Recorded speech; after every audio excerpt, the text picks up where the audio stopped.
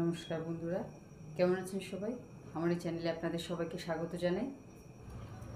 দেখুন, আজ যে ব্যাপারটায় কথা বলবো সেটা হচ্ছে ধন্যবাদ জ্ঞাপন করা। আমরা যে এই পৃথিবীতে আছি, পৃথিবীর সব কিছু উপভোগ করছি, তার জন্য আমরা কি কখনো ঈশ্বরকে বা ইউনিভার্সকে ধন্যবাদ জানিয়েছি? সেটা একবার ভেবে দেখুন। আমরা যেদিন প্রথম পৃথিবীর আলো দেখেছি, মানে যেদিন প্রথম আমরা পৃথিবীতে এসেছি, সেদিন আমরা কিভাবে এসেছি একবার ভেবে দেখুন যে আপনি নিজে কী নিয়ে এসছেন, নিজে কিভাবে এসছেন, কী নিয়ে এসছেন। কিছু কি সঙ্গে নিয়ে এসছি আমরা? কিন্তু আজ যেখানে আমরা দাঁড়িয়ে আছি, আজকে সেদিনের সাথে আজকের তফাৎটা একবার ভাবুন, যে আমরা কিন্তু আসার পর থেকে লাভই করেছি, কিছু আমাদের লোকসান হয়নি। ঠিক কিনা বলুন? আমরা রেগুলার খাবার দাবার পাচ্ছি, জামা কাপড় পরতে পারছি, মাথার উপরে ছাদ আছে, তা এই যা কিছু আমরা পেয়েছি এই সবই কিন্তু আমরা লাভ করেছি, কিছুই কিন্তু আমরা লোকসান নেই, তাই না? কিন্তু এরপরও কিন্তু আমরা ইউনিভার্সকে বা ঈশ্বরকে কিন্তু ধন্যবাদ জানাই না আমরা যা পেয়েছি তার জন্য। যা পাইনি তার জন্য সবসময় ঈশ্বরকে দোষারোপ করতে থাকি। এবার বলবেন যে যাদের প্রচুর পয়সা, মানে যারা কোটিপতি, তারা কি ঈশ্বরকে ধন্যবাদ জানিয়েছে? তাদের সঙ্গে তুলনায় নেমে পড়বেন সাথে সাথে। বেশিরভাগ মানুষই তাই করে, যাদের মানে পয়সা আছে তাদের সাথে নিজেদের তুলনা করে। কিন্তু মনে রাখবেন যে কোটিপতি বা যে সোনার চামচ মুখে নিয়ে জন্মাচ্ছে, তার কিন্তু পূর্বের কর্ম ভালো ছিল, যার জন্য সে আজকে এই সুবিধাটা পাচ্ছে। সে হয়তো তার কত জন্ম, তার আগের জন্ম, তার আগের জন্ম, 2-3 জন্ম হয়তো সে ভালো কাজ করে এসেছে, যার ফল সে এই জন্মে পাচ্ছে। এটা কিন্তু মানতে হবে। আর যারা আমরা নানান রকম সমস্যায় রয়েছি, তারাও কিন্তু আমাদের পূর্বজন্মের কর্মফল ভোগ করছি। সেই কর্মফলের প্রভাব কমানোর জন্য আমাদের নিজেদের কিছু কিছু অ্যাকশন নিতে হবে। যেমন এই ধন্যবাদ জ্ঞাপন করা। আমরা যখন সকালে ঘুম থেকে উঠি, তখন ঈশ্বরকে ধন্যবাদ জানানো। কারণ বহু মানুষ হয়তো পৃথিবীতে রাত্রে শুয়েছে, সকালে উঠেনি। তো আমরা যে সুস্থভাবে ঘুম থেকে উঠতে পেরেছি, তার জন্য সবার আগে ঈশ্বরকে ধন্যবাদ জানানো উচিত, যা আমরা কখনোই করি না। বেশিরভাগ মানুষই করে না, কিছু কিছু মানুষ করে।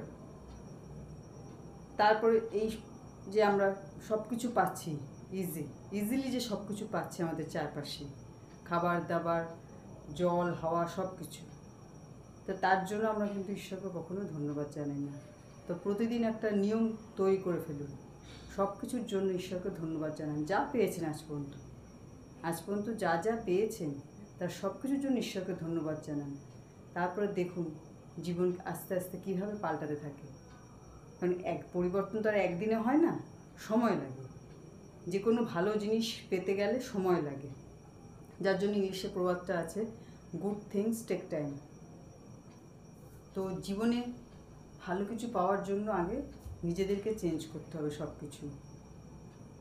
ঈশ্বরকে ধন্যবাদ জানানো, তারপরে অযথা লোকের সঙ্গে খারাপ আলোচনা না করা, খারাপ ব্যবহার না করা, লোককে মনে দুঃখ দিয়ে কষ্ট দিয়ে কথা না বলা, এই সব জিনিসগুলো কিন্তু নিজেদের আস্তে আস্তে চেঞ্জ করতে হবে।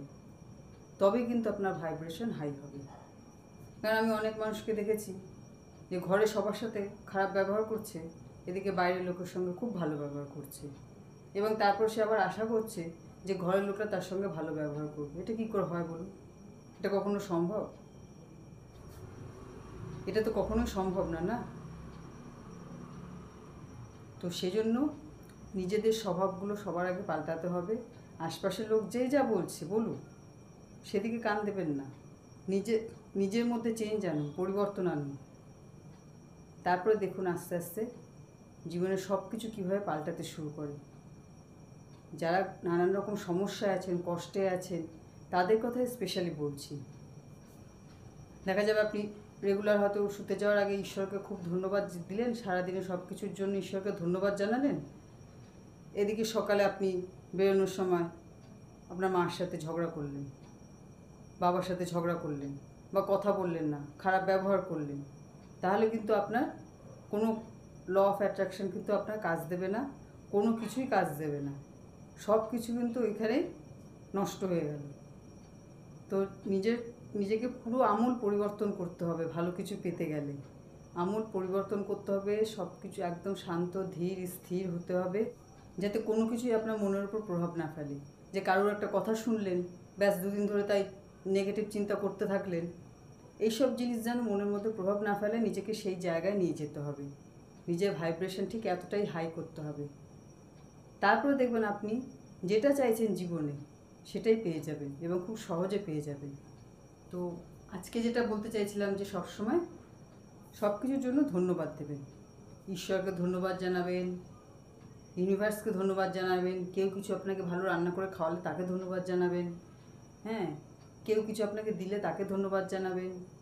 একটা ছোট শব্দ বলতে আর কতক্ষণ লাগে, কিন্তু যখনই আপনি বলবেন, যাকে বলছেন সে যেমন খুশি হবে, তার মন থেকে একটা পজিটিভ ভাইব্রেশন আপনার দিকে আসবে, যেটা আপনার ভাইব্রেশনকেও হাই করবে। সবসময় গ্র্যাটিটিউড দেওয়ার, ধন্যবাদ জানানোর অভ্যাস করুন, দেখবেন জীবন আস্তে আস্তে কীভাবে পাল্টে যায়। তো এই ছিল আজকের ভিডিও। সবাই ভালো থাকবেন, সুস্থ থাকবেন, আবার দেখা হবে পরের ভিডিওতে। নমস্কার।